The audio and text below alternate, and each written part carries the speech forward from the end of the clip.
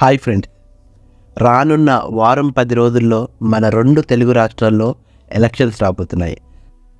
తెలంగాణలో parliament elections and ఆంధ్రాలో assembly and parliament elections. So ఈసారి ఓటు వేసే ముందు మనందరం కూడా ఒక ప్రజాస్వామ్య దేశంలో ఉన్నాం కాబట్టి ఒక్కసారి ఆలోచించి ఓటు వేయండి. ఎవరికి ఓటు వేస్తున్నారు, ఎందుకు వేస్తున్నారనే అవగాహన తెచ్చుకొని ఓటు వేయండి. అసలు ప్రజాస్వామ్య దేశంలో మనకి ఓటు హక్కు కల్పించిందే మన ద్వారా ఒక లీడర్ని ఎంచుకొని ఆ లీడర్ ద్వారా మన పనులు చేయించుకుంటానికి.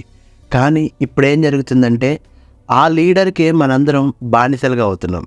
వాళ్ళు కేవలం ఎలక్షన్స్ అప్పుడు డబ్బులు ఇచ్చి మనల్ని కొనుక్కొని వాటి ద్వారా వాళ్ళు లీడర్గా అయ్యి మన మీద అధికారం చెలాయిస్తారు. అండ్ అలాగే మనకి ఎటువంటి అవసరాలున్నా అందుబాటులో ఉండరు.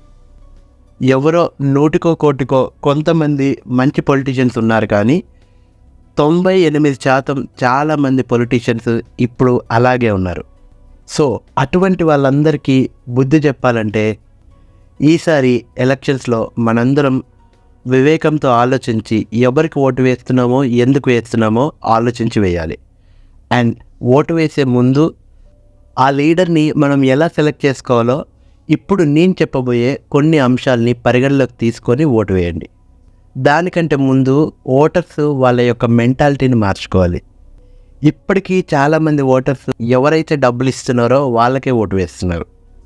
అండ్ ఇంకొంతమంది పాత చింతకాయ పచ్చడిలాగా తరతరాల నుంచి మా కుటుంబంలో ఈ పార్టీకే సపోర్ట్ చేస్తుంది, సో మేము కూడా ఈ పార్టీకే వేస్తామని అంటారు. ఆ పార్టీలో ఉన్న క్యాండిడేట్ కరెక్ట్ అయిన వ్యక్తా కాదా అనేది కూడా మనం చెక్ చేసుకొని వేసుకోవాలి. ఇంకా కొంతమంది ఓటర్లు అతి తెలివైన వాళ్ళు ఉంటారు.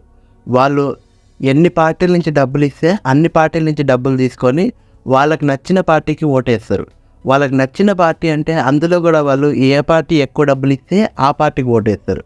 సో ఇక్కడ ఓటు అనేది మెయిన్గా డబ్బుల పరంగా వెళ్తుంది తప్పితే ఆ క్యాండిడేట్ ఎవరు, ఆ క్యాండిడేట్ ఎక్కడి నుంచి వచ్చాడు, ఆ క్యాండిడేట్ ఇంతకుముందు ఏం చేశాడు, ఆ క్యాండిడేట్ యొక్క క్వాలిఫికేషన్ ఏంటి, ఆ క్యాండిడేట్ మనకి ఏం చేయగలుగుతాడు, ఇలాంటివన్నీ కూడా మనం కన్సిడరేషన్ చేసుకొని ఓటు వేయాలి. సో ఓటర్స్ యొక్క మెంటాలిటీ మారాలంటే దాంట్లో ఫస్ట్ ఇప్పుడు నేను చెప్పిన విషయాల్ని గ్రహించుకొని దానికి అనుగుణంగా ఓటు వేయాలి. ఇప్పుడు మనం ఒక లీడర్ని ఎలా సెలెక్ట్ చేసుకోవాలో నేను చెప్తాను. ఒక లీడర్ని సెలెక్ట్ చేసుకునే ముందు లీడర్ అంటే అర్థం ఏంటో మనం తెలుసుకోవాలి. లీడర్ అంటే అందరికంటే ముందుండి ఎవరికి ఏం సమస్య వచ్చినా ముందుండి నడిపించేవాడు. మన ఎమ్మెల్యేని సెలెక్ట్ చేసుకునే ముందు మన ఎమ్మెల్యేకి మన నియోజకవర్గం మీద ఎంతవరకు గ్రిప్ ఉంది, మన నియోజకవర్గంలో ఎటువంటి ఇబ్బందులు ఉన్నాయో అండ్ ఆ ఇబ్బందుల గురించి తను ఎటువంటి పరిష్కారం తీసుకురాగలుగుతాడో, అంటే తన పార్టీలో ఏ పొజిషన్లో ఉన్నాడో, ఒక హై పొజిషన్లో ఉన్నాడా, త్వరగా సీఎం క్యాండిడేట్ని కలిసి తను రిజల్యూషన్ తీసుకొచ్చే ప్లేస్లో ఉన్నాడా, అవసరమైతే తన నియోజకవర్గం కోసం తను సీఎంతో కూడా కొట్లాడి తనకి కావాల్సిన ఫండ్స్ని తెచ్చుకోగలిగే స్టామినా ఉన్న పర్సన్ని ఎంచుకోవాలి. అండ్ రెండో పాయింట్ వచ్చేసి ఎప్పుడు కూడా తాను కానీ తన క్యాడర్ కానీ ప్రజలకి అందుబాటులో ఉండేలాగా ఉన్న వ్యక్తిని ఎంచుకోవాలి. ఎందుకంటే మన నాయకుడిని ఎంచుకునేదే మన సమస్యలు తీర్చడానికి. మన సమస్యలు తీర్చడానికి తను కానీ తన క్యాడర్ కానీ అందుబాటులో లేనప్పుడు అటువంటి లీడర్ మనకు అవసరం లేదు. అండ్ మనం కూడా ప్రతిసారి తనే అందుబాటులో ఉండాలనుకోవడం కూడా ఒక్కోసారి అత్యాశ అవుతుంది.